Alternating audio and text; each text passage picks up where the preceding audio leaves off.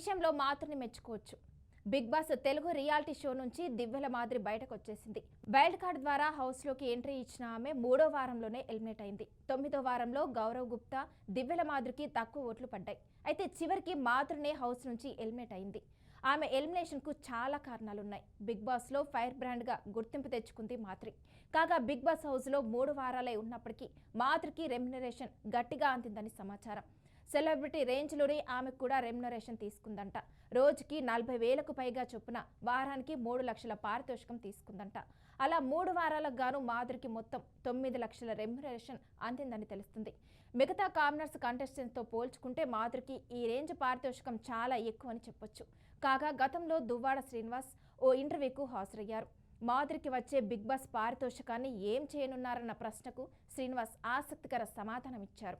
ఒకవేళ Madhuri big boss విన్నర్గా నిలిస్తే ఆ వచ్చిన ప్రైజ్ మనీని దివ్యాంగుల బావు కోసం వినియోగిస్తానని చెప్పుకొచ్చారు.